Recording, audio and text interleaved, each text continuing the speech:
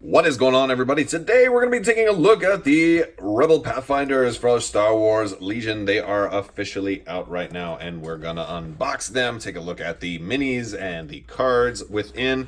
And while I am getting this thing open, I want to remind you guys that there is still time to enter the giveaway. I'm giving away a Star Wars Force FX lightsaber. All you have to do is be a subscriber and leave a comment, and you'll be automatically entered to win. That will be in a little over a week. You still have the rest of February to enter to win that. And then stay tuned because more giveaways will be announced probably not long after that. So yeah, let's go ahead and empty the contents of this box. We've got our cards and all that stuff on this side and then all of our miniatures on that side. So there's the minis, there's our bases, there's our cards, and oh, we got so much to look at. Fun stuff. The first thing we've got here is our little rules insert that's going to have basically how to fit them together, but you know what, I don't ever look at that.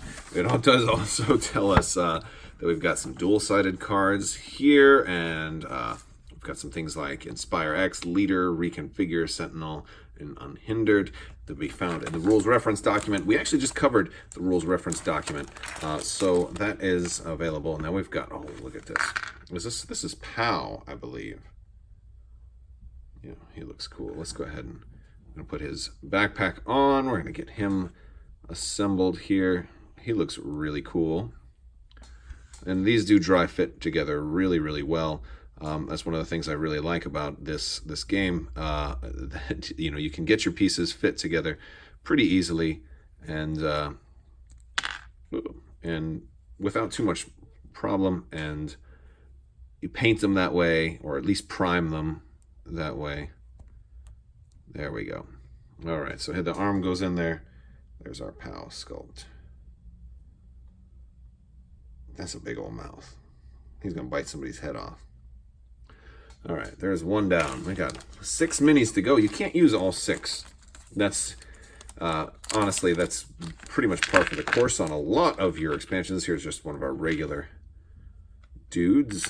He's gonna have his arm on there, and he's got the wire. Which side is this? This is going.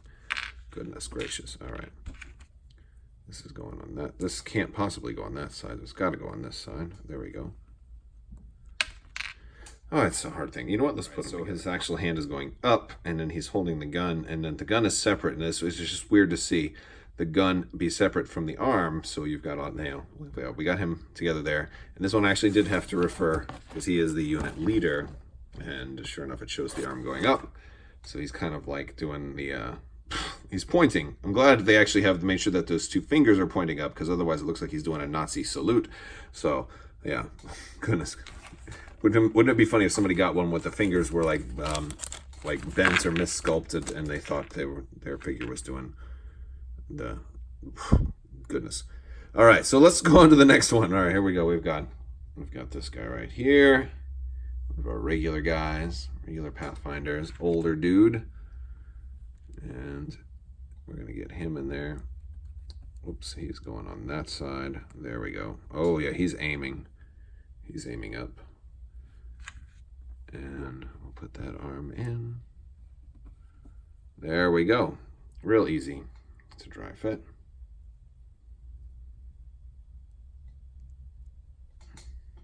Looks good. Next one. These guys are so cool, huh? So the interesting mechanic on these is that they can deploy anywhere on the battlefield as long as it's beyond range 3 of enemy units, which has all kinds of interesting implications. I'm probably going to try and get a game in this weekend with these dudes because they are going to really change certain objectives. Being able to deploy anywhere right away, you know, that's anything that you have to claim, they're going to be able to get that right away.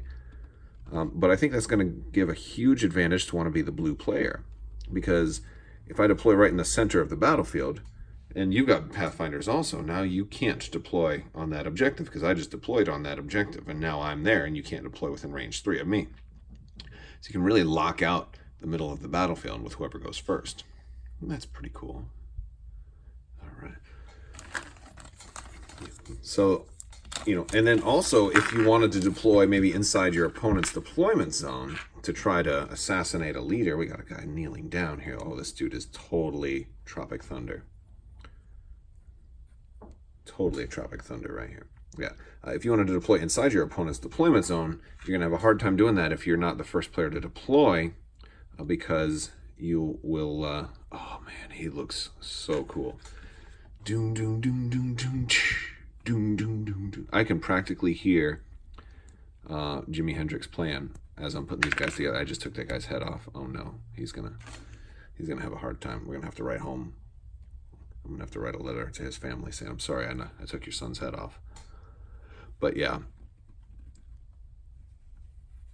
Well, all right. I don't like the ones where the wrist is like dry fitting into the arm, because it just doesn't always want to go in there for me. But that's basically this guy. I love that pose. I love the way the arm is out. The elbow is straight out like that. Pretty cool. All right. And the last one, this one is going to be Bistan. Bistan is a cool one, though. He's got all kinds of extra dice that he can roll. He's almost as good as like a Z6 when you figure out like he adds 5 dice, but you have to exhaust him. There we go. He went together real easy. That's a big old gun. I can see that. That's a gun worthy of 5 dice. And ionize. This is going to be, I think, my preferred dude. Especially if you can pass him tokens somehow. If you have any way to get this guy an aim so that he can like just shoot and then recover. So he doesn't have to worry about, don't have to worry about aims or moving. He won't have to move very much. I mean, you'll be able to shoot and recover pretty easily if you deploy, in a good, safe position. There's something to be said for that. Whoa! Don't break them. Goodness gracious. All right, let's take a look at the cardboard and the cards. All right, so cardboard is pretty standard. We've got all of our tokens: dodge, aim, standby, our 3 suppressions, ion, because one weapon can ion, panic, and then special forces. There it goes. More importantly, we have our unit card here. So we've talked about this if you've been following the spoilers, but in case not, we're going to go over this unit.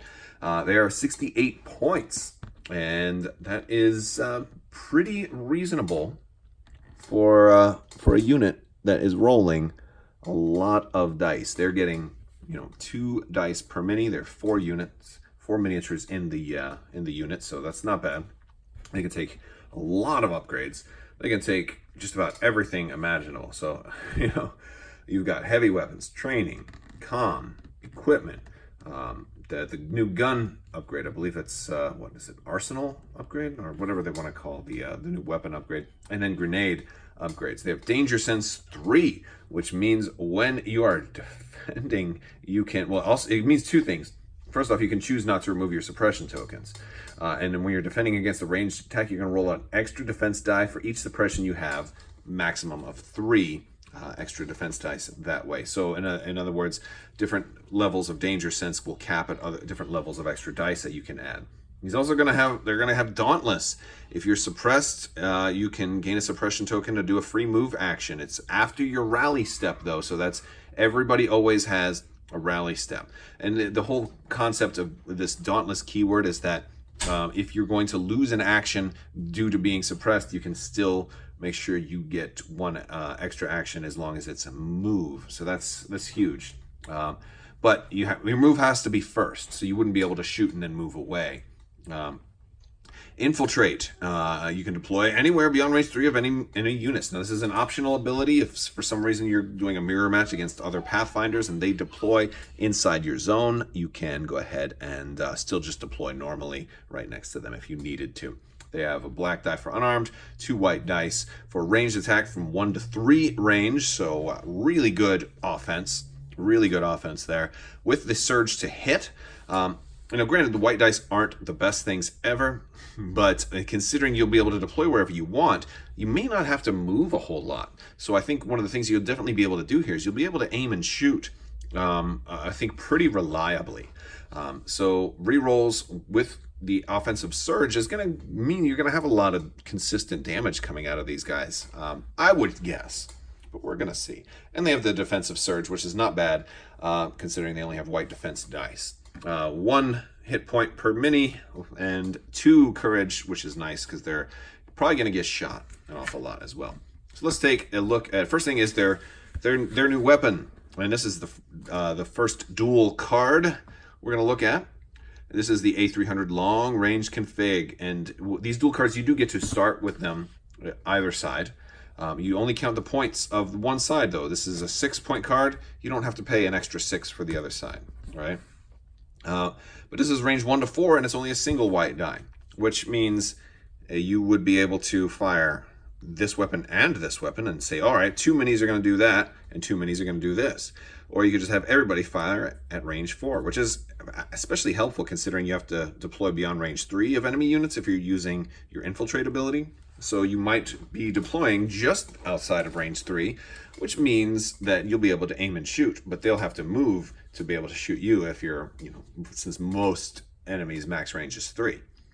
So that one I really like. You're cutting your dice in half, but you're able to take the shot. And you can split fire by having a second weapon.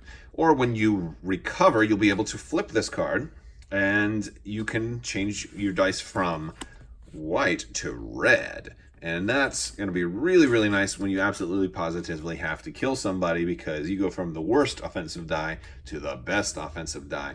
Very cool ability to have.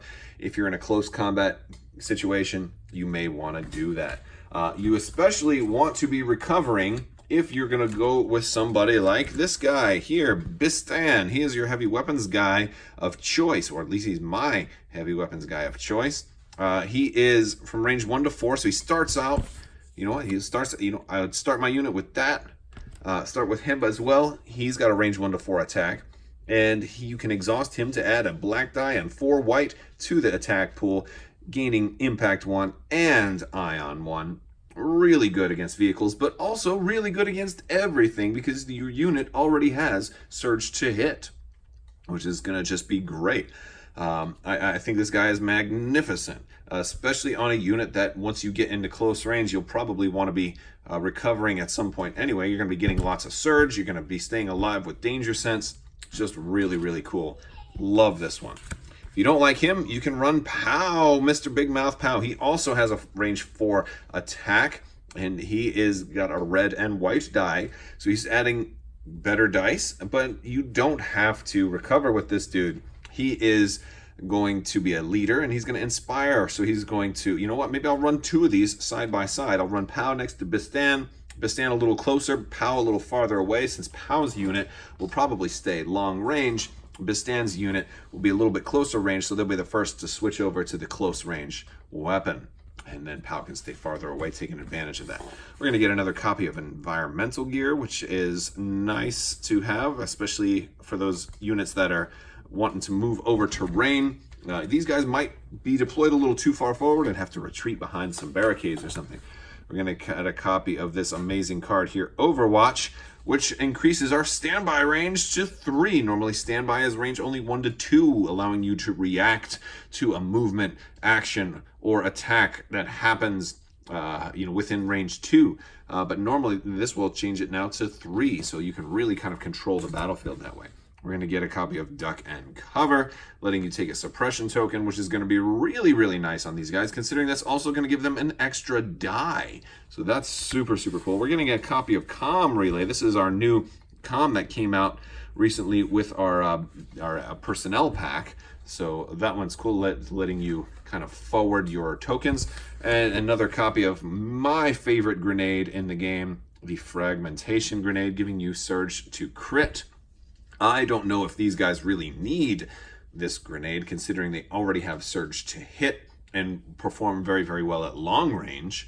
I don't see them really getting into close range. Plus, they also do have Bistan, who is giving them an anti-vehicle option. So this one is, maybe good to just have in your collection to give to somebody else, possibly.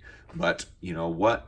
Whatever you'd like to do, that's fine with me. I probably wouldn't put them on this. All right, guys. that's all I've got for you today. This has been the Rebel Pathfinders unboxing. If you like this video, go ahead and give it a thumbs up. Let me know what you think down in the comments below. I'm super psyched about this expansion. I hope you are too. It looks super cool. I can't wait to try it out and start working on painting these guys. All right, guys, that's all I got for you today. I want to give a big thanks to all of my patrons on Patreon. You guys are amazing. And let me know if you guys are playing Legion. All right, guys, have a great day.